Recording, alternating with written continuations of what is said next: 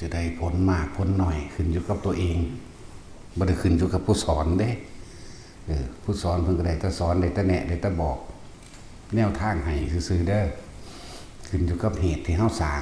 เพิ่นได้แต่บอกได้แต่แนะเอาเฮ็ดแบบนั้นเฮ็ดแบบนี้ส่วนผลของมันคือตัวเองเฮ็ดหน่อยก็ได้หน่อยแล้วดูหน่อยว่างหน่อยเฮ็ดหลายก็รู้หลายว่างหลายขึ้นอยู่กับตัวเองไม่ได้ขึ้นอยู่กับผู้เพิ่นแนะก็เอาหลักการของพระพุทธเจ้าทำมาแนะบวกกับประสบการณ์จริงของเจ้าของออกมาแน่นั่นแหละบ่ได้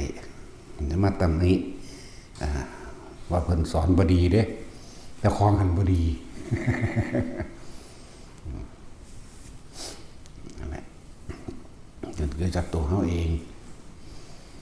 ว่าหลวงพี่ที่อยากไปทุดงกันวะเนี่ยอยากไปขอไปอุ้ยไปลำล่มหายใจเดียวหนึ่งมาแล้วจักเมื่อยจักล้าจักขาแข็งขาโต่นขาเพี้ยย่างบ่ได้คนมันธรรมดาบ่ภาษาจะมีนึงอยากไปเห็นป่ะว่าจากมาก็อยากมามันให้เขารถไปครับสมบ่สั่นแล้วนั่นแหละไปเบิ่งมันจังรู้โดยตนเองไปแบบใดเป็นแบบใดแต่ไปว่ายังกับผู้เพิ่นอยู่ในป่า5 ปี 6 ปี 10 ปีเนาะนั่นแหละขนาดมันเด้ประเภทเขาเป็นประเภทย่างซ้ำบานปักคืนหนึ่งไป5 คืนไป7 คืนไปเด้บ่อยู่กับหม่องเด้บ่ได้อยู่โดนดอกแต่ละหม่องนอกจากเวลามันเป็นของมันจริงๆจึงอยู่โดนอยู่มันสิเป็นเราเองเริ่มจากคำว่าศรัทธาความเพียรของเขามันบวกกันที่นี่ศรัทธาธรรมดาบ่ท่านมีกำลังกล้าความเพียรก็บ่ท่านมีกำลังกล้าแต่ว่าก็อาศัยความอดทนไปเฮ็ดไปเรื่อยมันก็คอยเพิ่มกำลังขึ้นดอกอันนี้บัดนี้ศรัทธาก็เกิดกำลังกล้าความเพียรเกิดกำลังกล้าแบบเป็นเองความอดทนนี่บ่ต้องพูดถึงบ่มีคือบ่คิดเข้าใจว่าล่ะมันนำไปของมันเลยนี่ศรัทธาปัญญาความเพียรต่างๆเป็นของมันเองเลยท่านได้เห็นลึกลับอย่างซ้ำใดซ้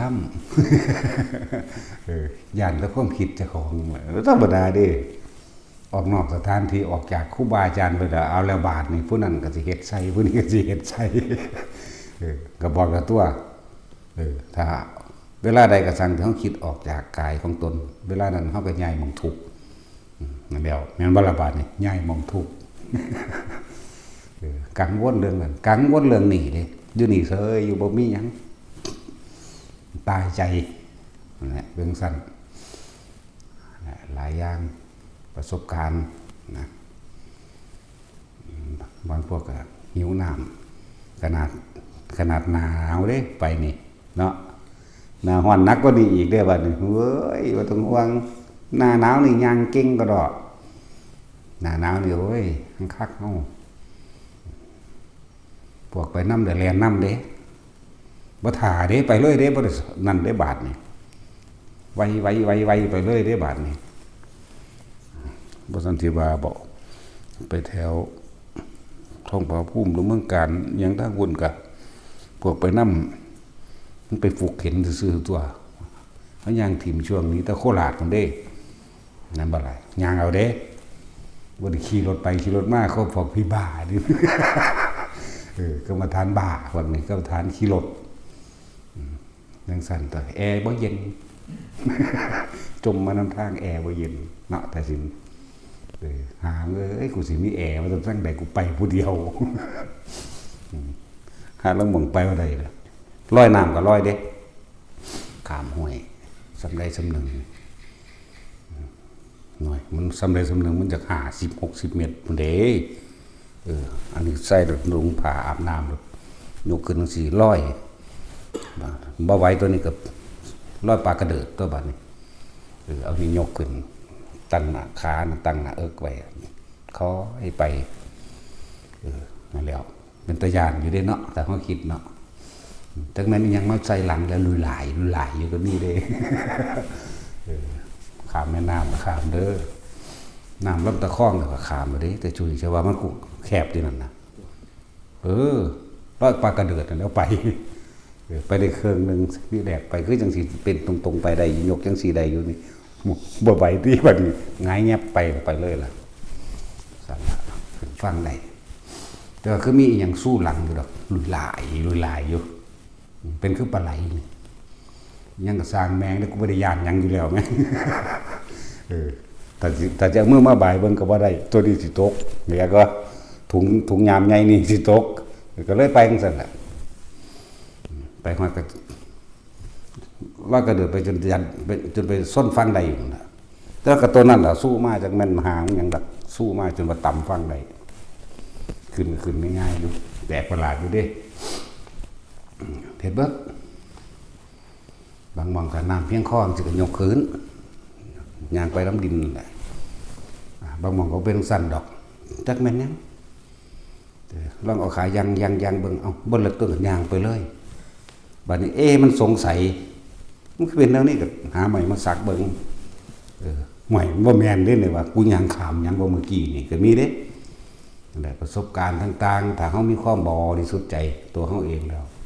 เขาต้องคุ้มความคิดของเขาให้อยู่เป็นกลางให้ได้พวกนั้นเขาก็มาซอยเองไม่ได้เอื่นไม่ได้ขอจักกะละที่ไปเอื่นพวก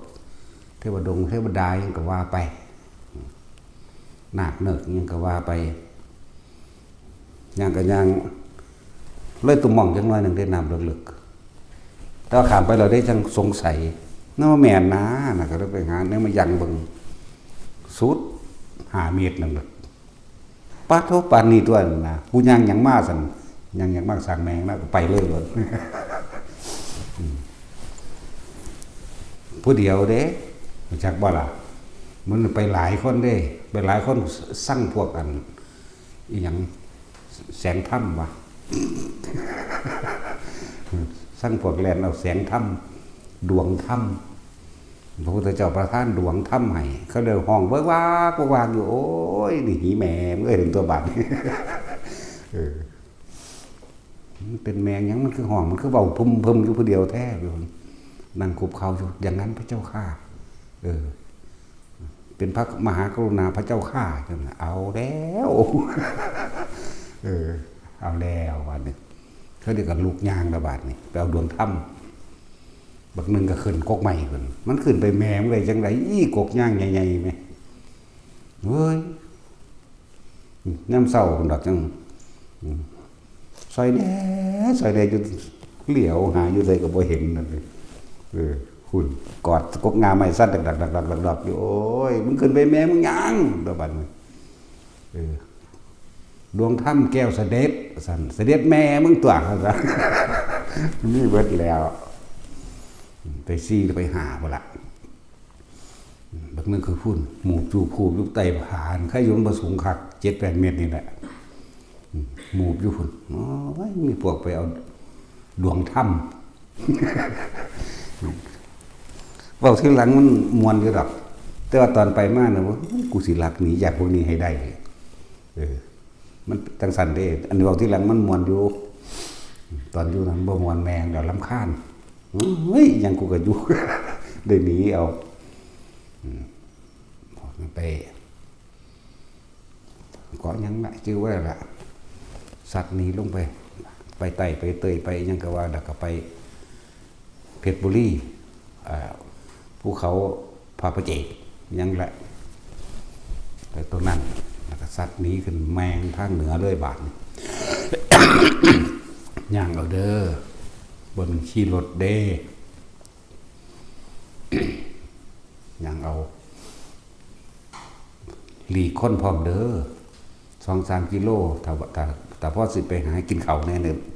จากกิโล1 2 กิโล3 กิโลเพราะอะไรย่างไปหาบินสัตว์ออกไปเลยเด้พาหนีไปทางใหม่เลยเด้บ่ได้กลับคืนทางเก่าไปจังสั่นแหละชื่อก็บ่ได้จังมันซื้อวางได้พอเฮาไปแต่ในป่าบ่ค่อยเข้าบ้านเขาตัวย่ำบินบาท ได้ปันหนึ่งกับพ่อได้ลบออกนี้เลยเด้บ่ได้นั่นเด้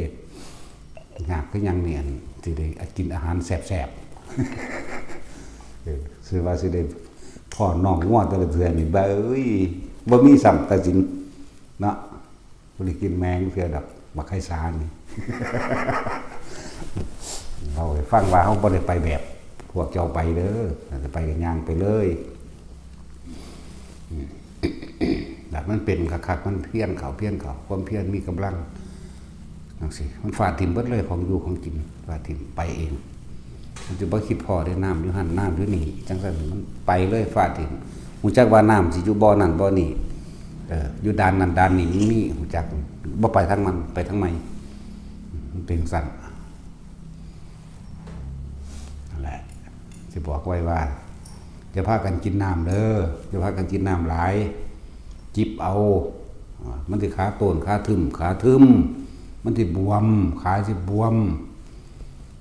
ก่อนที่มีความก่อนที่อดเข่าให้กินน้ำลงหลายๆซะก่อนแจกบ่ล่ะกินมันจนว่าท้องปึ้งหมดละให้มันไปปรับร่างกายตัวนั้นมันซะก่อนกินหลายๆแล้วมันสิเหี่ยวออก2เครือ3เครือแล้วก็ทำความเพียรโลดบัดมันสิเหี่ยวออกซะก่อนสัก 2-3 เทื่อก็ทำความเพียรไป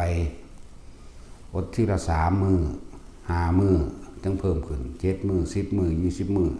แล้วก็ถ้าเบิ่งแล้วมันบ่เป็นตาไหวก็ถอยลงมาอีกตัวแล้วจังเอาใหม่กินเทื่อนึงอด10มื้อกินเทื่อนึงอด7มื้อกินเทื่อนึงก็ไปเลยมันก็ค่อยเร่งเพ่งมันสิค่อยปรับของมันเองดอกแต่ส่วนมากเนี่ยคือเฮาทรงชาญเฮาจะเอาปิติเป็นอาหารใช่มากกว่าเราไปก็บ่ค่อยมีคนเนาะของไปอยู่ในป่าสิอยู่กับความนิ่มนวลบนหัวมั่งกลางหน้าในกลางหน้าผากแต่ว่ามันอยู่ข้างในกระดานหน้าผากเดี๋ยวก็อยู่ในกระดานหัวกะโหลกมันสิเย็นอิ่มชุ่มฉ่ำเนี่ยหั่นบางทีมันก็อิ่มเต็มหน้าอกปลื้มปิติ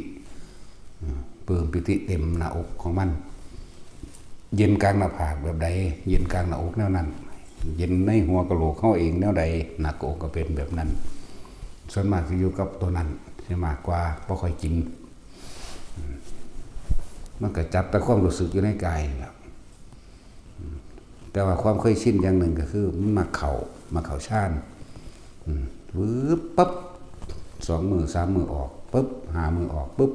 3 มือออกจังซี่นะมันเข้าไปของมันจนบังคับบ่อยมันเข้านะก็เลยว่านี่แหละที่ว่าตอนที่เห็นนักๆมาสิบ่ให้มันเผลอเข่าชานสิบ่ให้มันเผลอเข่า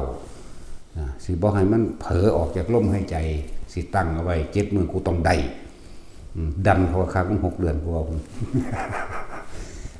แบบบ่หลับตาทั้งบ่หลับตาทั้งบ่ขาดสติออกจากลมหายใจคือสิกุมมันลองเบิ่งนะ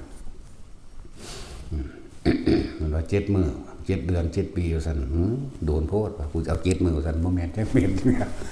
แต่ว่าเพียรพยายามดิซั่นผูกเจ้าของไว้กกไม้ผูกทั้งหน้ากับผูกมีบด้วยกันกับกกไม้ด้วยกับผูกงอกบาดเดียวนับ1ใหม่เด้จะงอกบ่ได้นี่พวกนั้นเผลอออกจากลมหายใจทีเดียวสติบ่ต่อเนื่องอันนี้ได้3 มื้องอกเอาไหมนับ1ไหมได้5 มื้อเสือบนิดนึงหรืองอกออกมันขาดความต่อเนื่องจากลมหายใจนี่กับอันนี้แหละกับอุณหภูมิกับความรู้สึกในกายขาดออกทีเดียวเอาไหมสิฮอด7 มื้อเลยอีกนาทีเดียวกับบ่ได้แม่เอาไหมอยู่ว่าสำนั้นแล้วน่าก็คิดหาแนวกังวลกันนะคิดหากังวลอย่างกังวลอยากเรียกว่าล่ะอยากได้ความอยากขนาดอยากแดงดีเด้นั่นจากสำเร็จนั่นแหละความหมายมันนั่นสำเร็จสร้างแมงลูกก็เอาไม่ตัวบ่นี่ถิ่มความอยู่ความกินถิ่มนั่นถิ่มนี่เรื่อยไปธรรมดาเรื่อยไปเรื่อยบาดจริงๆมันจังว่าตอนที่มันหูมันอยู่ผาเสวยหังบ่แม่นของเขาท่องเที่ยวเด้ข้ามอีกหมู่บ้านหนึ่งยังหมู่บ้านหานยังอยู่ในลุบๆมันแหละแต่ว่าตอนมันเข้าไปทางพุ่นเด้เข้าไปทางดงหมักไฟ พุ่นไปทางอ่างค่ำบ้านพานอ่างค่ำไปพุ่นเด้บนเขาทั้งพุ่นก็จื้อได้ซ้ำนั่นแหละนอกนั้นก็มีแต่ภูเขาอย่างเดียวมันยังบุกบัดกับว่าเขาไปหาไก่คนอีกเลยยุงสั่นแหละมันสิได้เก็บมือแล้วไม่ใช่ปะมันสิยังอยู่หน้าที่หนึ่งไปประมาณมันเป็นแมงยังกระดอแทนบ่ได้สนใจเคยดูเคยกินเด้ลงหนาหิวเลยถ้าเฮายืนถ้าเฮาอยู่ทางนั้นฟังมีรถนี่เฮาเลี้ยวไปปูนเด้อเฮาสิเห็นรูปๆดอกทางนั้นว่าปูนล่ะคือจักว่าปูนข้ามอันรูปๆไปนะสมเด็จนั่นน่ะยังละตำบลผู้พานหรือยังนี่แหละชื่อว่าอะไรล่ะนั่นแหละปูนอยู่ฝากคุณนั่นแหละก็อยู่หันแหละอยู่หน้าพระอันนั้นแหละมันมียังดอกมังหันเขาล้านนุ่มสาวยังเขานั่นแหละ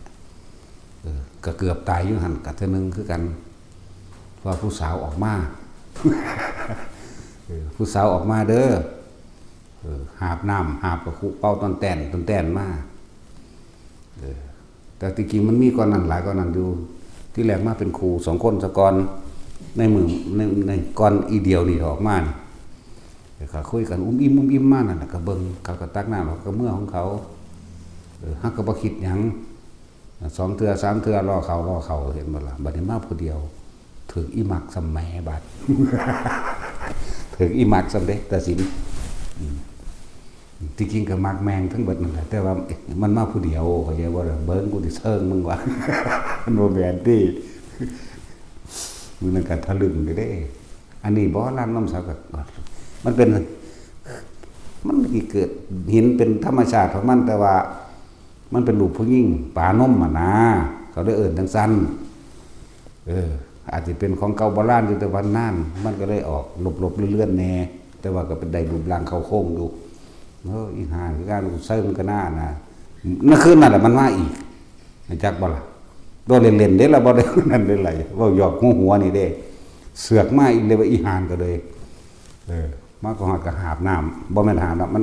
หาบตาเป่า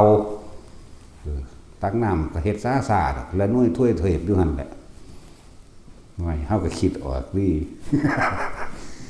ก็ไปหาเขาที่ก็ไปกีบเขาเนาะแต่ว่าบ่มีไฟแต่กลางคืนน่ะครับมืดเบิดในบริเวณแต่ว่าตัวคนเดียวเห็นชัดจักว่ามืดเบิดอันเดืองมืดแต่ว่าตัวคนเหลียวมาตลอดเม็ดนี่เหลียวเห็นชัดเลยทางบ่มีแสงอีหยังแต่ว่าเห็นชัดก็ไปคุยกับเขาไปน้ำเขานั่นแหละก็ง่ายกอดแอลพร้อมหมดแล้วมันหาบน้ำแต่ว่าเขาก็คุยกอดได้เด้เหลืออีกบ่ไกลดอกจักว่า2 ว่านี่แหละหิวกูยันว่าหลับผู้ใดดึงไว้เอาอีพ่อยี่บัวอีพ่อยี่บัวคนเด้อดึงไว้ปลาเมื่อปูอะใส่เธอหนึ่งแล้วอยู่ระบาดนี่เพิ่นก็อยู่บ้านตาดของเพิ่นเหมือนเด้อล่ะเพิ่นก็บ่รู้เรื่องของเพิ่นดอกมั้งมันอาจจะนอนหลับโกนเกือกๆอยู่มันก็บ่รู้ล่ะแต่ว่ามันจะเกาะดึงไล่มันก็ซากขึ้นมาพอตะกะซากขึ้นมาปุ๊บไว้มันว่าก็กลัวตัวเดี๋ยวแม่มึงบาดนี่บ้าหังบ่ตกใจดอกมีแต่เลี้ยวเบิ่งโอ้หิวครับจริงๆบ่ตกใจแล้วก็กลับขึ้นมาแต่โอ้นั่นแหละมันมีหลายอย่างอยู่เด้อมันก็เรื่องนึงนั่นแหละอันนี้เราบอกก่อนที่เทศบอกก่อนที่ลงไปนั่งหน้าผาดอกอันนี้มันก่อนที่ลงหน้าผาอยู่ตัวนี้ตัวผู้สาวงามอีหานี่คือว่ามาบุบาทเนาะตอนลงหน้าผานี่คือมันเป็นยังไงมันคือบ่ได้มันก็หน้ามันจะตายบ่หน้าตัดสินใจโมโหเหมือนโมโหแต่บ่โมโหเอานี่แล้วว่าก็ปีนลงไปตัว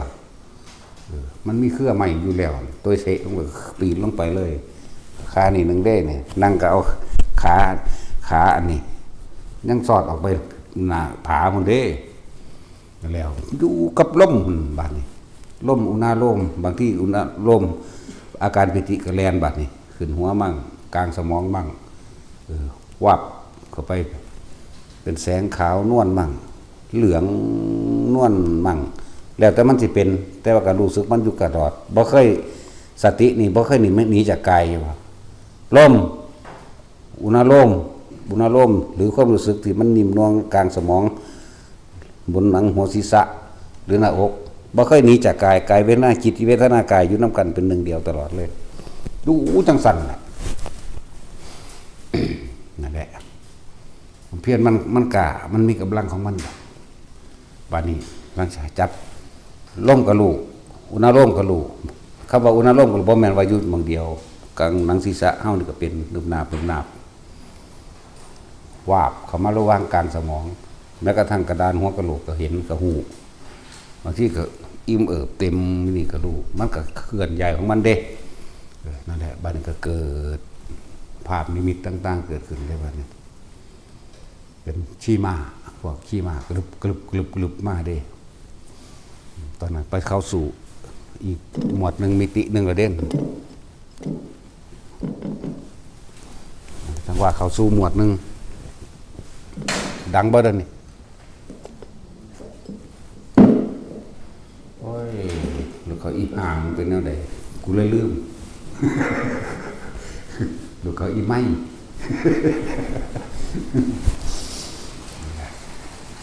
ชี้มาตอนนั้นแต่ว่าบ่ได้รับตาเด้อ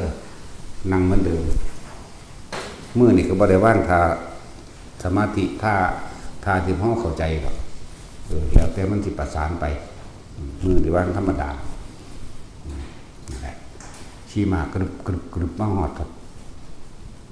ที่แรกใส่หอกก่อนมาฮอดเยื่องหอกซัดใส่เฮาเลยเด้จักบ่ล่ะแต่ก็นั่งเบิ่งอยู่หั่นน่ะบ่คิดพึบแล้วก็กายเข้าไปเดี๋ยวซ้อมมาฮอดกับปืนก็ฮอดกับยิงเขาเลยก็นั่งอยู่หั่นก็เบิ่งซื่อบ่คิดหลายอย่างจักสร้างจักที่เป็นกองทัพสร้างมากก็มีต่อมาก็เป็นน้ำท่วมมากเป็นคือจังเฮานั่งอยู่ระหว่างเป็นน้ำท่วมมาโลดเป็นคลื่นเป็นหยังมากก็อยู่หั่นแหละแต่เขาบ่เคยออกจากลมหายใจกับความรู้สึกตัวตีกันหมายถึงตีคู่กันตลอดเลยแล้วก็แล้วไปเป็นจระเข้เป็นพญานาคเป็นหลายอย่าง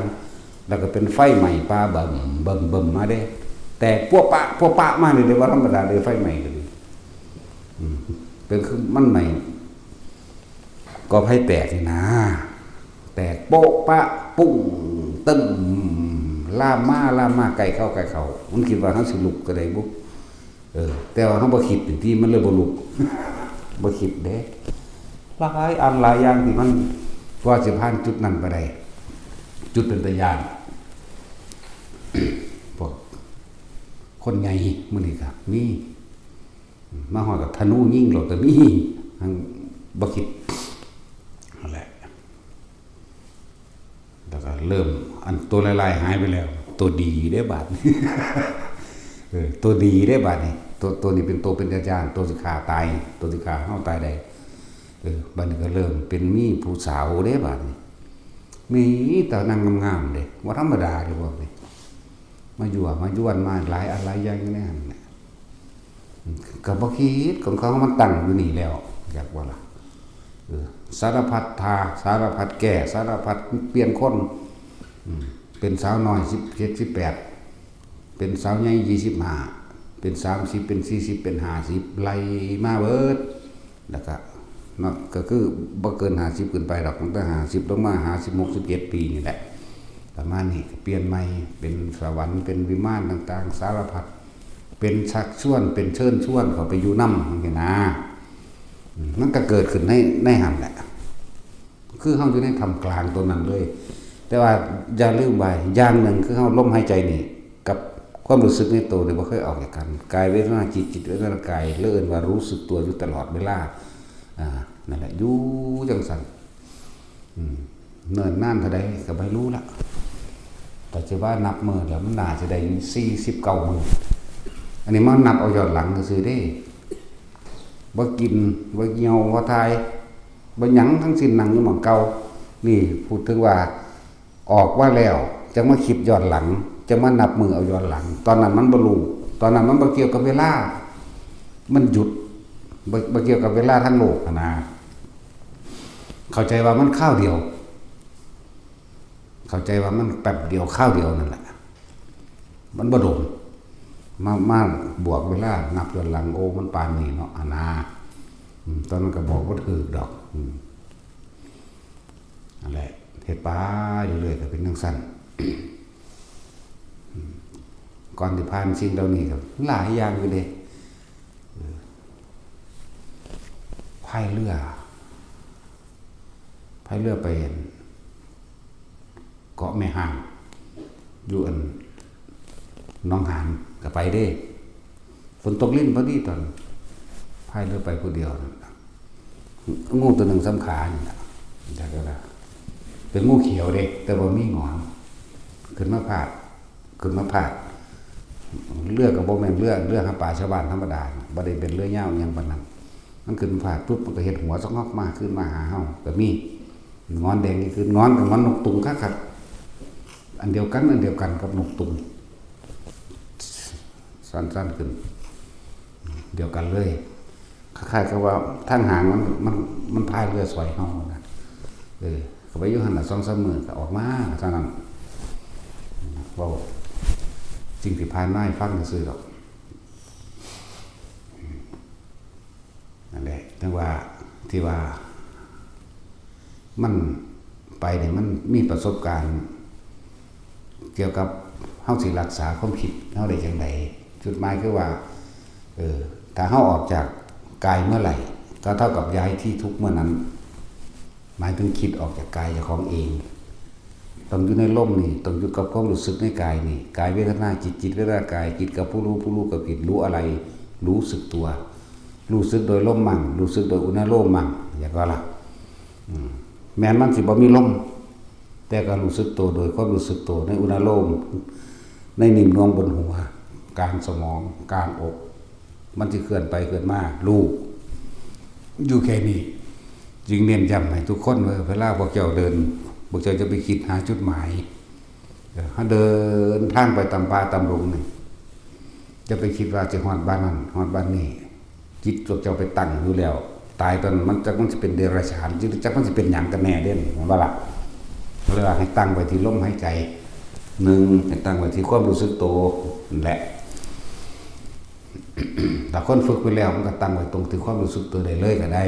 แต่นั้นเฮาบังคับลักษณะว่าลมหายใจนี่กับความรู้สึกตัวนี่ให้มันได้จากบอกความรู้สึกตัวโดยอุณหโลมโดยนิ่มนวลบนหัวนั่นแหละเอาความรู้สึกตัวนี้เรียกว่าเอา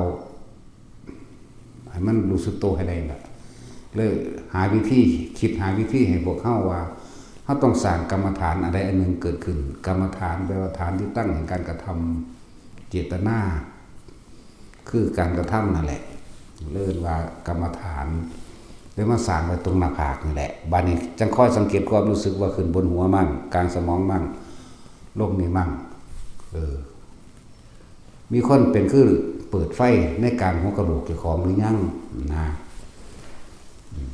มันเห็นกระดานหัวกะโหลกเลยเข้าใจว่านี่มันบ่แม่นตาเฮาเห็นดอกมันเห็นในนั่นแหละมันเป็นเปิดไฟไว้แต่ว่าบ่มีหลอดไฟจังซี่ก็มีอย่างว่าล่ะแต่จูเคยเป็นจังเทื่อบ่ท่านเป็นเนาะแต่ว่าอันงวงบนหัวนี่เป็นแล้วเนาะจมูกหน้าผากตำกลางอกเป็นแล้วเนาะมันอิ่มผู้หยังอยู่เลยเนาะแต่บัดนี้แบบเปิดไฟคือจังอันอยู่แค่นี้เป็นบ่นี่สั่นๆไฟสั่นๆเด้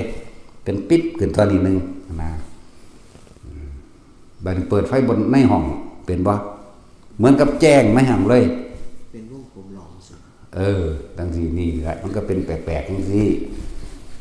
เขาสิเว้าเหมือนกันทั้งหมดมันก็บ่เหมือนกันดอกเลยถามว่าผู้นั้นเคยเป็นกันนั่นหรือนี่บ่ซึ่งเขาเป็นเบิดทุกอย่างแล้วมันสิบอกกันถึกได้บัดนี้แจ้งเบิดโลกเลยก็ได้มันก็เป็นแล้วแบบมันแบบเห็นไปปึ๊ดทั่วโลกแล้วก็เห็นไปแม้กระทั่งว่าจักรวาลก็เห็นได้มันจักก็บ่เข้าใจว่ามันเห็นได้จังไดแต่มันก็เห็นนั่นแหละจังว่า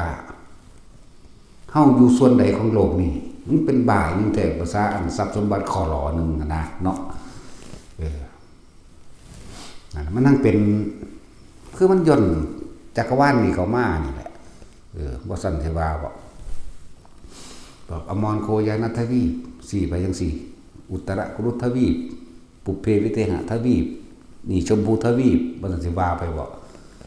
แล้วมีอีกบ่มีแสนโกฏโลกธาตุโลกธาตุหนึ่งทวีปโลกธาตุหนึ่งจักรวาลหนึ่งนั่นแหละเอิ้นว่าแสนโกฏ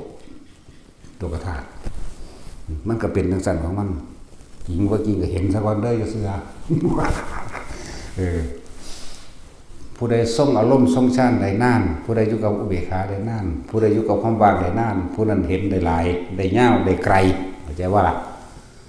แต่ว่าบ่นิยมให้เห็นดอกความจริงพูดถึงว่าผู้มีอุปนิสัยแบบเห็นมันก็มีอยู่จุดที่เอาจริงๆมันน่ะว่างยิ่งว่างยิ่งเห็นเยอะแต่ว่าบ่ได้เอาความเห็นมาเป็นตัวยึดว่ารู้มากเด้เข้าใจบ่เลยมารู้เฉยๆให้รู้ซื่อๆบ่ได้ไปยึดในสิ่งที่รู้คือยังมนุษย์ต่างโลกจังซี่เนาะมีแต่ผู้งามๆบัดนี้เกิดเป็นเด็กน้อยอยู่ที่แรกใหญ่ขึ้นไปแล้วเนี่ยซ้ำคน20 ปี80 ปี90 ปีหรือ100 ปี200 ปีจังตายก็ตายเลยแบบบ่ป่วยมั้ยพวกเกิดและตายด้วยพวกนี้กันไม่แก่ไม่เจ็บนะบางทีก็มีเห็นอยู่รู้อยู่พอได้รู้เรื่องกันอยู่นี่ก็มีอันนี้เบิ่งแต่ละจักรวาลนั่นนี่บ่อยากเบิ่งได้มันเป็นอยากบ่ล่ะบ่ได้น้อมว่าสิไปเบิ่งได้มันนั่งเห็นก็เลยว่านับโอ้ที่พระพุทธเจ้าเขาเอามาแสดงแสนโกฏจักรวาลทัสสหิจารุกถาตูหินี่เพิ่นยังเว้าหน่อยอยู่เด้นี่พ่อหมู่เราสาวกทั้งหลายรู้ตามเป็นปัจจักรพยานให้ได้แต่ว่ายิ่งกว่านั้นได้บัดนี้อนันตจักรวาลโอ้ยจักรวาลสุทั้งหลายนี่หาประมาณไม่ได้มีหลายกว่านั้นเด้แต่ว่ามันบ่เป็นประโยชน์ต่อพวกเฮาปานใดหรอก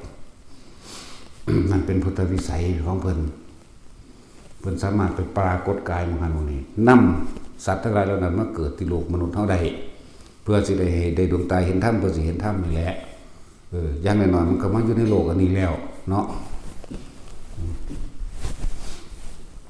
บ่ให้เขาไปยึดสิ่งที่เห็นบ่ให้เขาไปยึดในสิ่งที่ได้ยินได้กลิ่นนะความหมายที่ว่าเรื่องเห็นก็ตามเฮาก็เริ่ม ทดสอบทดลองด้วยตนเองเฮาเริ่มปล่อยวางเริ่มเห็นป๊อกๆแป๊บๆนิดๆน้อยๆเห็นแสงต่างๆเขียวเหลืองแดงประกายพึกมั่งว่าบีบอย่าไปใส่ใจนี่เห็นซื่อๆแล้วที่มียิ่งกว่านั้นมันมีอยู่แต่เห็นแล้วเฮาใส่ใจเหมือนกับว่าเฮาไปติดกับดักข้างค่าอยู่แค่สิ่งนั้นเด้เลยไปยึดสิ่งที่เห็นเลยไปยึดสิ่งที่ว่าตัวเองรู้จังซั่นจังซี่อันนั้นคืออันนี้บ่ฮู้จักฮอดต้นเหตุว่าแสงนั้นมาจากไสหรือหยังแต่ว่าเขาไปเป็นผู้รู้เลยแสงเทวดาตัวเจ้าของล่ะจังมันแม่นหรือบ่แม่นใช่บ่ล่ะจังซั่นแหละที่ว่าแต่เฮาเห็นซื่อๆเฮาบ่ต้องไปใส่ซื่อมันดอกเขียวก็รู้อยู่ว่าเขียวนั่นแหละเหลืองก็เหลืองแดงก็แดงประกายพึกก็ประกายพึกไปขาวนวลพุ่งขึ้นจากเงาไม้มั่งบางทีเหมือนอีเกิงเต็มดวงนั่นแหละเหมือนดวงจันทร์เต็มดวงแต่ว่าบ่ใหญ่แบบดวงจันทร์สัมผัสลมนี่ก็มีน้อยสำลูกฟุตบอลก็มีนะคือเฮาอยู่วูดมาไกลๆเฮาบ่คิดเด้แต่ว่าเอามือเดไปใส่มันก็วืดออกไปเด้วืดแล้วก็ลอยหนีไปก็เห็นตามแสงดวงจันทร์เห็นสลัวแบบใดก็สลัวก็เห็นแบบนั้นแต่ว่าเป็นในวงของมันในความสมานในความสว่างของมันบ่แม่นทั่วไปบักไกลๆแบบดวงจันทร์มันขึ้นสูงมันก็ต้องทั่วไปเนาะเหมือนดวงอาทิตย์ขึ้นสูงก็ทั่วไปเนาะแต่ว่าเห็นโดยวงของมันนั่นนะ เปรียบเทียบเหมือนกับเห็นนั่นหลอดไฟที่มันเปิดเห็นหุงเห็นทางได้สำเร็จกับสำนันนะ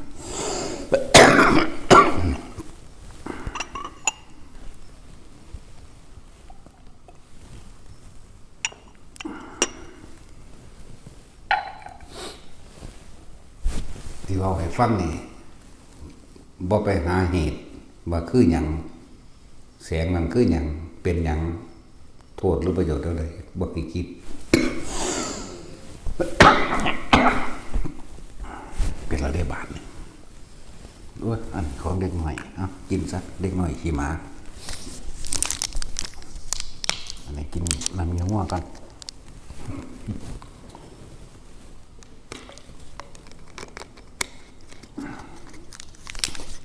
เอา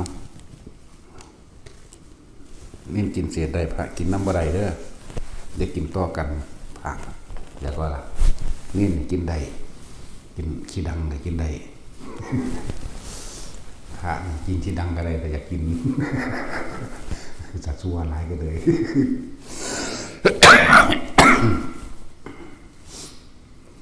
กินน้ำต่อกันกินน้ำต่อแก้วบ่ได้พระ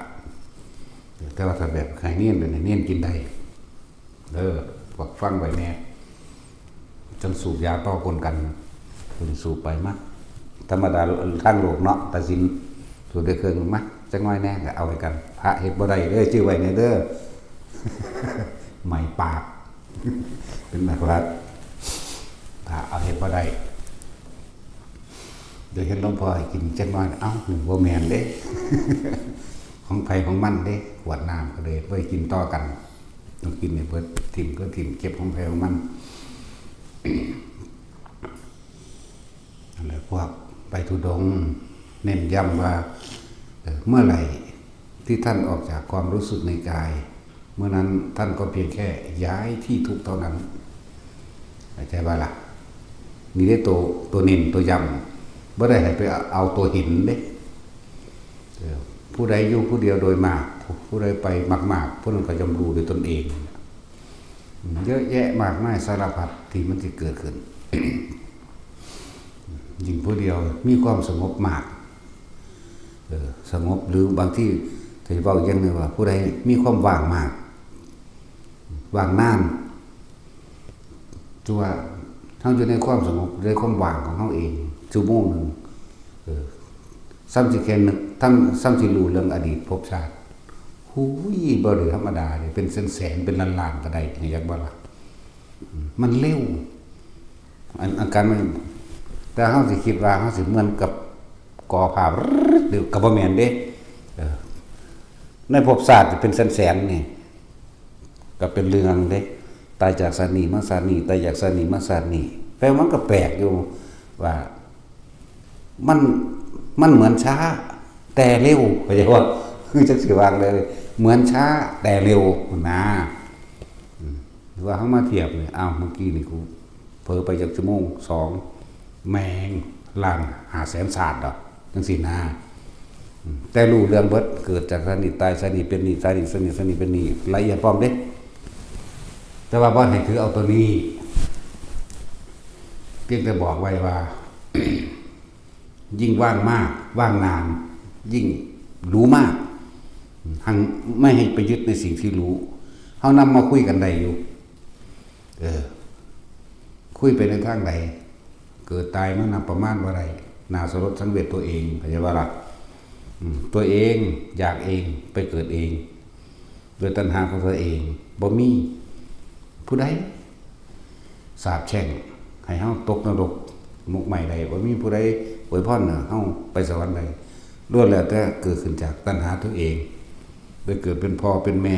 เป็นลูกเป็นคู่เป็นอาจารย์เป็นผัวเป็นเมียซึ่งกันและกันล้วนแล้วแต่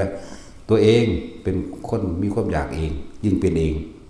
แสวงหาเรื่องคนควายโดยตนเองจึงเป็นเองเข้าใจว่าล่ะให้น้อมเข้ามาแบบนี้โตสัตว์โลกเป็นไปตามกรรมแบบนี้นะมันจะลงของมันจะเข้าใจคำว่าสัตว์โลกเป็นไปตามกรรมคือการกระทำโดยจิตเจตนาความปรารถนาความแสวงหาของตน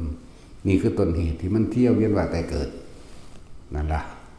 การกระทำกรรมอันใดไว้กับบุคคลผู้ใดก็ต้องได้รับผลของกรรมนั้นสืบไปคือเฮาได้ทำร่วมกันเฮาจึงได้มาเกิดมารู้มาอยู่นํกันเฮาทำร่วมกันโดยกุศลธรรมเฮาก็มาเกิดร่วมกันโดยกุศลอย่างวันนี้ไปโดยอกุศลพอเคยวางแผนกันไปหาไปหลักเขาไปปนไปกี่หรือไปทำลายเขาก็ไปเกิดน้ำกันก็ไปรับผลของกรรม เข้าใจว่านี่เสียงสั้นแหละมันเลยเข้าใจว่าสัตว์โลกเป็นไปตามกรรมอ๋อมันเป็นแบบนี้กัมมุนาวัตติโรโกมันก็เป็นแบบนี้ถามว่าพ้นได้แบบนั้นที่กำมังสมังพลังสีนี้แรงแห่งกรรมเขาได้แรงใดจะเสมอด้วยแรงแห่งกรรมไม่มีอีกเอาแล้วนั่นแหละ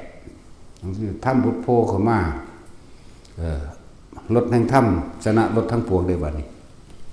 แล้วแต่มันนั่นแหละมันสิพุทธขึ้นมาพุทธขึ้นมาขึ้นมาก็รู้เขาก็เห็นเป็นไปแบบนั้นเกิดเป็นมดแดงน้ำกันเท่าไรแล้วเอ้ยพวกเจ้าบ่ว่าแต่เฮาสิไปเกิดเป็นเรื่องยิ่งใหญ่เป็นกษัตริย์เป็นพระราชาเป็นนักรบเด้บ่แม่นแค่นั้นเว้าแนวมันเลวกว่านั้นแหมเนาะเกิดเป็นมดแดงอยู่ในขุยเดียวกันนั่นนะมดแดงมดดำมดแดงไฟกับมดแดงคิ้วๆนั่นนะน้อยลงมาอีกกัดคนก็บ่เก็บหรอกคิ้วๆหรอกเนาะเป็นปวกเป็นนั่นเป็นนี่มาน้ำกันเท่าใดแล้วมันรู้มันเห็นของมันเด้ซานี่ไปเป็นนี่ซานี่ไปเป็นนี่เป็นนี่เป็นนี่เป็นนี่ไล่ไปได้บาดนี้ตกนรกแบบนี้นรกนั่นนรกนี่จักปึ๊ดแต่การนั่งอยู่ชั่วโมงเดียวนั่นแหละดูอยู่ในชั่วโมงเดียวนั่นแต่ว่ามันเป็นหยังมันก็เลยเป็นแสนเป็นล้านปานนั้นนั่นนะก็เลยบ่จำเป็นต้องไปสรุปเห็นก็คือเห็นรู้ก็คือรู้แล้วปล่อยรู้แล้วว่างรู้แล้วบ่ยึดสั่งตาเหตุกรรมใดจังมาตกนรกแบบนี้เหตุกรรมใดจังมาเป็นอันนี้เหตุกรรมใดจังมาเป็นอันนี้ล้วนแล้วแต่ตัวเองสั่งเองทั้งนั้น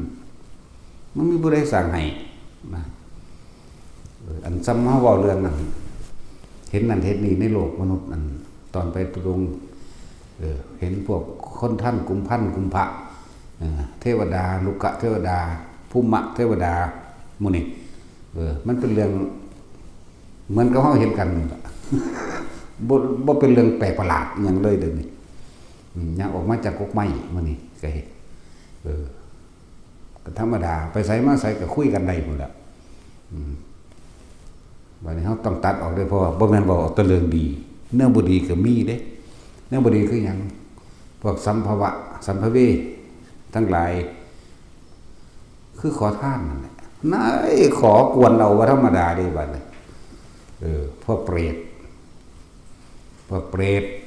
รตเรียกอันขออุทิศรับส่วนบุญจากคนทำบุญถ้าเฮาบ่ตัดการเห็นออกนี่โหยุ่งเลยแล้วบัดนี้เรียกว่าล่ะแค่บ่ให้เห็นมันก็บ่เห็นได้แต่เห็นเป็นแล้วเรียกว่าล่ะกูบ่เห็นกูบ่รับแล้วกูพอแล้วกูบ่ไหวซอยเหลือบ่ไหวนะนั่นแหละเอาลึกลับแท้จังมากเลยเหมือนกันกับเวลาเฮาแจกแต่ลงท่านมีระเบียบกับใครได้เบิ่มลงในหุ่มใส่เลยนี่นะหลายแบบหลายอย่าง พวกเขามีโอกาสแล้วตอนนี้พวกเขามีชีวิตอยู่เฮ็ดได้ตอนมีชีวิตเด้ถ้าหลังจากไปนั่นดอกแม้แต่เทวดาก็เฮ็ดยากเด้อยากว่าล่ะพวกเขามันมีความสมบูรณ์โดยมนุษย์ธาตุสี่พวกเขามันค้นขวายขอกันได้แต่พวกอื่นมันขอบ่ได้ล่ะพวกเปรตพวกหยังนี่ทุกข์กับทุกข์เอายังไปขอกันได้เนาะเรียกว่าเสียดายโอกาสพวกเจ้าว่าต้องไปหาวิธีเองที่ยากดอกคือเอายอดมันมาให้แล้วลมหายใจนี่อุณาโลมนี่บ่มีลมหายใจก็สร้างแต่ว่าอยู่ในลมอุณาโลมมันเนื่อมนาบนหัวมันท่ามกลางอกมันอยู่แค่นี้จนตายถึงบอกว่าเวลาใดก็ช่างที่ถ้าเราย้ายความรู้สึกออกจากกายเวลานั้นเราก็ย้ายที่ทุกข์พบไม่เกิดความรู้สึกเข้าไปอยู่กับคนสัตว์สิ่งของแต่เรื่องราวต่างๆนั่นแหละย้ายพบล่ะแล้วความรู้สึกเข้าน่ะคือพบต้องเกิดจากการคิดที่ถูกประทานความคิดไปหาผู้นั้นศีลพจน์ตุประทานจากสิ่งที่ได้ยินได้รู้ได้เห็นนั้นสัญญาเข้าใจบ่นี่กามุปทานกับสัญญาในความพอใจกามุปทานพอใจในรูปในรสในกลิ่นในเสียงอัตตวัฏฏทานความรู้สึกเกิดขึ้นแล้วกับสิ่งที่ตัวเองยึดมั่นถือมั่นที่ตุปทานเสดุปทานกามุปทานอัตตวัฏฏทานนี่คือความรู้สึกเป็นตัวเดียวกันมันบ่ได้แยกแต่ว่าในบอกความละเอียดของการคิดอย่างรวดเร็วให้ฟัง เฮ็ดจังใดล่ะถ้าหยุดคิดได้วิธีหยุดคิดก็ลมหายใจมั่งอยู่กับความรู้สึกในกายมั่งถึงแม้ว่าความคิดจะมีเป็นธรรมดาแต่อย่าออกจากความรู้สึกในกายโดยสร้างกรรมฐานเอาไว้อันเดียวนี้เดี๋ยวว่าอุณโลมเด้อนิ่มนวลนึบๆกลางหน้าผากความคิดมันคิดไปพอความรู้สึกเข้าไปตามความคิดนั่นพบเกิดบ่ได้มันจักว่าล่ะไปเกิดจิตมันบ่มีหม่องตั้งดอกว่ามันอยู่ในความรู้สึกในกายมันเดิมกายเวทนาจิตจิตเวทนากายร่วมกันเป็นหนึ่งส่วนธรรมคือสภาพทั้งหลายที่ภายนอกที่เราเห็นบุคคลสัตว์สิ่งของดินฟ้าอากาศร้อนและหนาวต้นไม้ภูเขาทรายน้ำกินหอมกินเหม็นจักว่าล่ะความคิดเฮาบ่ไปนำสิ่งนั้นภายในคือหยังคือความพอใจกับบ่พอใจมันบ่ออกนั่นเป็นธรรมภายนอกอันนี้ธรรมภายในเดินธรรมในธรรมมันบ่ออกความคิดบ่ออกไปจดจ่อไปจับไปหาสาเหตุไปพอใจหรือบ่พอใจมันเลยอยู่ในภายในมันพอใจกับไม่พอใจเกิดขึ้นมาได้มันก็เป็นอุเบกขาของมันดุสั่นเห็นไปเถอะไปเรื่อย คนที่ฝึกไปแล้วยางงอกๆไปเนี่ยมันขึ้นนิโรธเห็นว่าล่ะบางคนขึ้นหน้าผากนิ่มนวลหรือต้นมันหลายศัพท์เขาก็บอกความรู้สึกของเขาเป็นภาษาคนเนาะบางคนว่าเป็นต้นบางคนเป็นนิ่มๆนวลๆบางคนว่าเป็นเย็นๆลึกๆบางคนว่าเป็นบอนๆสิคือปลาดุกบอนคือเนาะแต่เป็นปลาอื่นบอนมันปวดเด้อท่านปลาดุกมันบุยนี่มันบุยขึ้นนี่เด้อท่านบางคนก็ว่าน่วงบนหัวเนิบหน้าคือเอามือเศร้าหัวนี่นะว่าเด้บางคนก็ว่าเป็นแลนวนรอบบางทีหน้าแลนวนรอบพอบางทีก็หน้าตึงก็อยู่หันแหละนะบางคนก็อันเย็นเข้าไปด้วยการสมองอย่างที่หน้าในกระดานหัวกะโหลกก็ว่าไปก็ถูกต้องทั้งเบิดเด้ออยู่ทั้งสั้นแหละบานิกาทำกลางอกก็เหมือนกันอิ่มระวังทำกลางอกก็ถูกมันอยู่นี่มั่งมันเกิดขึ้นเลยดอกบ่แม่นมันคอยเลื่อนไปคืออีหยังไตดอกแต่มันขึ้นนี่มันก็ขึ้นเลยดอกถ้ามันขึ้นหัวมันก็ขึ้นหัวเลยดอกเข้าใจว่าล่ะถ้ามันขึ้นหน้าอกมันก็หน้าอกเลยดอกว่าขึ้นนี้เดี๋ยวสิแปลไปยังไม่อีกระบาดหามึงนี่เนาะอิ่มปลื้มอยู่นี่แหละนะนั่นแหละที่ว่าอยู่แค่นี้แหละผู้อยู่นี่ก็อยู่แล้วแต่มันจะออกจากความรู้สึกในใจเพราะออกหมายถึงคิดคำว่าออกหมายถึงคิดเรื่องภาษาจิตมีที่ตั้งหมายถึงว่าเราไปคิดถึงจิตจริงๆแล้วมันมีรูปร่างตัวตนแต่มันซ่อนเร้นอยู่ในวัตถุสิ่งของจิตไม่มีรูปไม่มีร่างไม่มีตัวตนที่เขาเถียงกันจิตคืออย่างกระสางนะสิเถียงหาแมงอย่างเนาะแต่คิดถึงบ้านจิตอยู่ที่บ้านไปตั้งไว้ที่บ้านถ้าคิดถึงรถอยู่ที่รถนั่นแหละมันไปเคลือบมันไปตั้งถ้าคิดถึงต้นไม้มันก็ไปตั้งที่ต้นไม้นั่นผมอยู่หน้าก็ไปตั้งอยู่หน้าถ้ามันห่วงเงินในบัญชีมันก็ไปตั้งห่วงเงินในบัญชีถ้ามันคิดถึงหนีมันก็ไปอยู่ได้หนีก็จะสั้นตัวบางทีเขาคือบอกมาตั้งไว้พี่ก่อนนะว่าล่ะเขาคือบอกมันมารับรู้ไว้หน้าผากมั่งกลางหัวมั่งตรงนี้มันก็ฝึกเอาทุกคนฝึกได้ไหมมันต้องหมายังฝึกได้คนยังสิฝึกบ่ได้เนาะเห็นอยู่แค่นี้เห็นไปจนตายเห็นตั้งแต่ก็ตายบ่เห็นก็ตายไหมเนาะไม่เห็นแม่จนตายเลยไปยังบ่เห็นก็ตายอยู่ไหมว่าต้องไปหาว่าสิบรรลุอีหยังก็ได้ดอกถึงอยู่หั่นแหละนะบาดสิตายแล้วมันใจสิขาดมันเขาล้มคือขัดเอาเองดอกหน้าแล้ว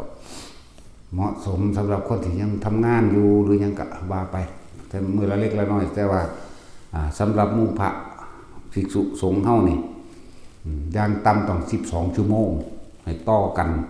จากว่าล่ะต้องอยู่จังสี่ให้มันได้นอกนั้นก็เอาไปเล่นแน่อันใดก็ได้ถ้าสิเล่แล้วใน24 ชั่วโมงให้มันได้12 ชั่วโมง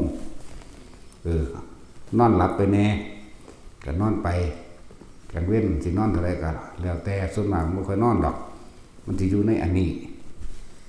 กลางคืนมันนอนมันก็นอนในชาติอยู่แล้วมันก็นอนในนี้อยู่แล้ว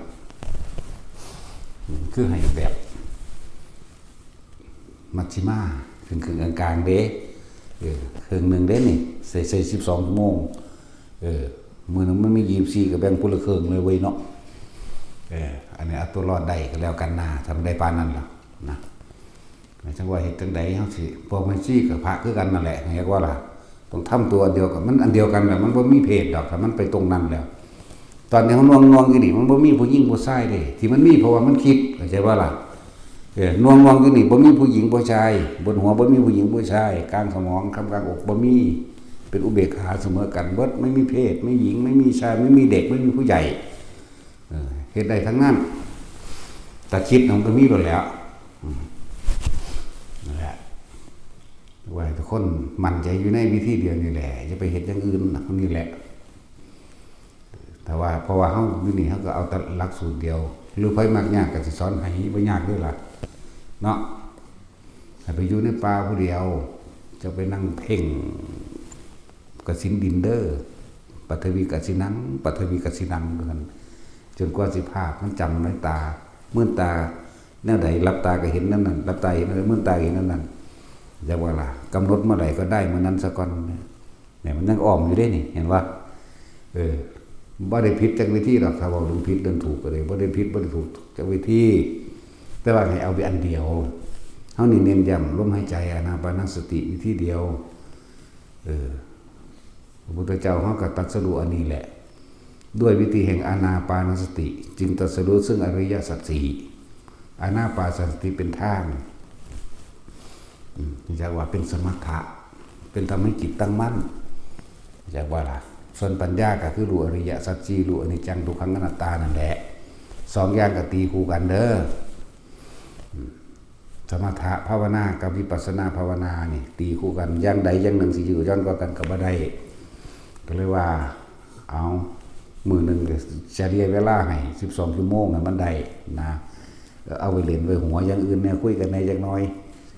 12 ชั่วโมงแต่วันส่วนมากก็บ่เล่นบ่หัวบ่คุยปานใดดอกนะ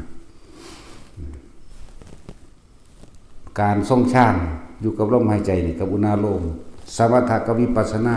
คู่กันเด้พวกเจ้าฮู้บ่ล่ะมันคู่กันเด้นี่มันเป็นสื่อมันที่นี่ลมหายใจกับอุณาโลมมีตาเห็นตาเห็นเขาย่างมาเห็นแล้วเขาก็ย่างรับตาเข้าไปเกิดดับนั่นคู่กันนั่นได้แล้วเข้าใจบ่นี่แค่นี้นั่นเด้สักแต่ว่าเห็นก็ว่าได้แต่ว่าถ้าตาเห็นปุ๊บเอ้าเข้าไปใช่ว่าลืมลมแล้วลืมอุณาโลมแล้วเข้าใจบ่นี่ไปน้ำเขาแล้วไปนี่คือความคิดไปอยากไปสอดรู้สอดเห็นเสือกเรื่องเขาแล้วนั่นแต่ถ้าเขาเห็นนี่เขาย่างมากก็ผ่านไปมันก็แค่นั้นแหละมันก็เกิดดับแค่นั้นนี่ความคิดมีอยู่อยากว่าแต่ว่าพอได้ไปในสิ่งที่คิดอารมณ์มันก็เกิดบ่ได้ตัวเสียงนี่พวกเฮาอยู่ในนี่มันเป็นเบิดแล้วล่ะอันบ่หาจะจับลงบ่ได้แล้วแม่นบ่ล่ะนวงอยู่บนหน้าผากมั่งหัวมั่งเนาะเขาบอกกันอิ่มเรื่องอะไรก็หูน้ำเขาอยู่ได้ความรู้สึกทางอยู่นี่เกิดดับหรอคือทางปัญญามันหูแล้วว่าเป็นอนิจจังอนัตตาแล้วก็จะบ่นี่ที่มันบ่ถูกเพราะว่าเฮาบ่ไปคิดน้ำเขาอนิจจังทุกขังอนัตตาถ้าบ่ไปคิดน้ำเขาบ่มีอารมณ์รวมบ่เขาสิเอาหยังมาถูกนี่แหมหรือว่าการทรงฌานเจริญฌานโดยอานาปานสติโดยจับจุดนาโลมโดยความรู้สึกในกายเป็นตีคู่กันเด้เป็นทั้งสมถะเป็นทั้งวิปัสสนาตีคู่กันเข้าใจว่านี่เป็นของคู่กันเลยว่าไม่เฮ็ดสิ่งหนึ่งแล้วได้สิ่งหนึ่งอันนี้เฮ็ดไปพร้อมกันเลยนั่นแหละจังว่าบัดนี้เห็นความคิดเกิดดับก็คิดเมื่อกี้ก็กลับขึ้นมาแล้วมันก็ดับทั้งตัวเนาะคิดทั้งบ้านกลับมาอยู่ในความรู้สึกแห่งกายนั่นเกิดดับเหรอนี่แหละเอิ้นว่าความคิดเกิดดับพอดีจากบ่ละบาดผู้ใดก็มีบ้านเบิดตัวเนาะ มิตรเฮาเนี่ยเป็นคนไร้บ้าน เพราะมีหลายบ้าน เนาะแต่สินแล้วมีบ้านหลังเดียวนึงเด้เนาะคิดถึงบ้านมันก็เห็นเลยแล้วเฮาจักกูสิคิดถึงหลังใดเลยกูเลยไปเอาแมงจากหลัง มันเลยเป็นบ่มีบ้านเป็นได้จะคิดถึงใดนะทุกคนมีสัญญามีความจำนะตอนนี้เขามีความนวงๆอยู่หน้าผากนี่หรืออยู่หัวกระซางคิดถึงดวงอาทิตย์ก็เห็นดวงอาทิตย์แล้วก็กลับมาในความรู้สึกตัวว่านี่เนี่ยนั่นแหละว่าจิตเกิดดับจากเวลาเกิดดับก็ซ้ำนี่หนึ่งเด้มันบ่แม่นยังสิลึกลับซับซ้อนเด้พวกเจ้าคุณจะไปคิดลึกปานนั้นเด้มันแค่นี้หนึ่งเด้เห็นความเกิดดับของจิตก็คือเห็นความเกิดดับของความคิดนั่นเองเลยอีกอย่างหนึ่งพ่อเข้าใจง่ายความคิดของเฮาเนี่ยบ่เป็นรูปบ่เป็นร่างบ่เป็นตัวบ่เป็นตนดอกแต่ว่ามันสร้างรูปร่างตัวตนเพราะว่าเฮาคิดถึงสิ่งนั้นคิดถึงจิตมีที่ตั้งคือไปคิดถึงแล้วก็แช่เอาไว้นี่หมายถึงพิจารณาแล้วเกิดอารมณ์พอใจบ่พอใจนั่นแหละทุกข์จึงเกิดขึ้นโดยว่าจิตมีที่ตั้งแล้วก็คิดเรื่องนั้นเรื่องนี้ให้มันเป็นแบบนี้อยากปรับปรุงบ้านแต่เฮ็ดทั้งสั้นที่อันนี้บ่ทันได้แล้วบ่พอใจเด้มันบ่ทันได้มีแอร์นั่นแหละทุกข์ก็จะว่าหลักบางทีคิดถึงบ้านกลับมาลมเนี่ยจบหลักเกิดดับ เกิดที่บ้านดับที่บ้านเด้มันเข้ามาบิดหมายถึงว่ามันบ่ทันได้ปรุงแต่งต่อเรื่องของความเกิดดับหรืออีกอย่างหนึ่งความคิดเฮาบ่ได้แช่อยู่ตลอดย่อมคิดไปเรื่องต่างๆนานาสารพัดอันเป็นรูปอันเป็นรสอันเป็นกลิ่นอันเป็นเสียงมันก็เลยว่าจิตบ่เป็นของเฮาดอกวันนี้เฮาก็เลยดึงมาลมมั่งดึงมาอุณาโลมมั่งหัวมั่งอันนี้มั่งถ้าผู้ใดแช่อยู่ในความรู้สึกในตัวเองได้มากๆนั่นแหละความรู้สึกของคำว่าอุเบกขาเวทนาที่ร่างกายเฮาแสดงออกมาคือแบบนี้ แสดงออกมาโดยอาการปิติแบบนี้แต่ว่าเฮาเอาปิติเดียวปิติอื่นๆมันก็ซ่อนขึ้นมาเองดอกเดี๋ยวก็โยกเดี๋ยวก็สั่นเดี๋ยวก็สายเดี๋ยวก็เห็นนั่นเห็นนี่เดี๋ยวก็ขนขี้ลุกเดี๋ยวก็เนื้อกาตกเดี๋ยวก็สดแตกเพราะแปะๆบางทีก็มือวัดใส่มันแตกเลยเด้เห็นบ่ล่ะบ่ต้องไปตกใจมันดอกคือเป็นแนวนี้นั่นเห็นเหรอกังวลเหรอมีอารมณ์ล่ะหน่อยๆนึงเด้มันธรรมดาเด้ก็มันเร็วเข้ามาหน่อยไหมความคิดมันเร็วนั่นแหละแต่ถ้าเขาจับมันสดนี่ก็หูแค่นั้นว่าต้องคิดต่อก็ได้ด้วยล่ะบ่ล่ะคนลุกก็หูว่าคนลุกก็บ่ต้องคิดต่อไปหาสาเหตุกับมันโยกซ้ายโยกขวาโยกหน้าโยกหลังก็บ่ต้องไปคิดต่อก็รู้อยู่ซื่อๆพอให้จับเอาจุดเดียวเขารู้สึกเดียวที่เขาตั้งไว้ตรงกลางหน้าผากขึ้นหัวกลางสมองและทำกลางอกหรือแม้กระทั่งมันซ่อนมันจะเนื้อกระตุกบางครั้งกระหูกระตุกส่วนสิ่งลึกลับจะนำเข้ามาคิดให้ดูในความรู้สึกตัวเห็นมันก็เห็นไปยิ่งเขาคิดยิ่งเขาอยากรู้มันหายสำตัวเพราะว่าอย่างจะคล้องบ่ว่างยิ่งว่างได้นานยิ่งว่างได้มากยิ่งรู้มากยิ่งเห็นมากกว่าแต่ว่าไม่ได้ให้ไปเอาสิ่งที่เห็นมาเป็นเครื่องวัดว่าตัวรู้เด้นั่นแหละรู้ยังกระสร้างที่บอกว่าสู้รู้สึกตัวก็ไม่ได้เพราะรู้ที่ออกนอกกายรู้แล้วแต่รู้ไปเกิดใหม่เข้าใจว่าล่ะของเล่นทั้งหมดที่ว่ามานั้นตั้งแต่เฮาฝึกอันนั้นนี่ก็ยังเป็นของเล่นให้เนี่ยกระดาษออกจากผ้าปากกาออกจากเอาเข้าและเอาออกคืบแขนคืบมือคืบเพื่อทดสอบกำลังจิตตัวเองตั้งมั่นหรือว่าตั้งมั่นที่จริงมันมียิ่งกว่านั้นอีกจักว่าล่ะแต่สำนีก็ตื่นเต้นเพราะแห้งเนาะเฮ้ยสิว่าสิไปหอได้กว่าเก่าอีกเนาะสิว่าสิเอาตัวเองทะลุออกจากห้องได้ทะลุฝากำแพงทะลุภูเขาทะลุต้นไม้ที่ให้อยู่แล้วนั่นพากันไปฝึกต่อยอดเราเองตัวของเล่นไปเล่นมามันเป็นการทรงชาติเดิมจากว่าน่ะมันบ่ได้แล่นไปจากขาจากตีไผเด้จากว่านั้นศีลสมาธิและปัญญาอยู่ร่วมอยู่หม่องเดียวนั่นนี่ล่ะร่วมอยู่ที่ความรู้สึกตัวนั่นแหละเจตนาคือจิตความคิดทางบ่ไปอยากฆ่าไผบ่ไปลักไผบ่ไปข่มเหงข่มขืนไผบ่ไปตัวผู้ใดเสียชีวิตทรัพย์สินบ่ไปกินเหล้าเมายาแม่นบ่ล่ะศีลก็อยู่หั่นสมาธิอยู่หั่น ปัญญาก็นำกันนั่นแหละการเห็นความเกิดดับนั่นแหละปัญญาดูแจ้งเห็นจริงตามความเป็นจริงว่าสิ่งทั้งหลายมันบ่เกิดเป็นธรรมดาดับเป็นธรรมดานี่เด้ล่ะแต่นั่นบ่ควรเข้าไปถือเอาแน่บ่ถือก็บ่คิดถึงตัวแต่คิดอยู่ก็ถือเนาะแล้วว่าล่ะเอาสมาทาน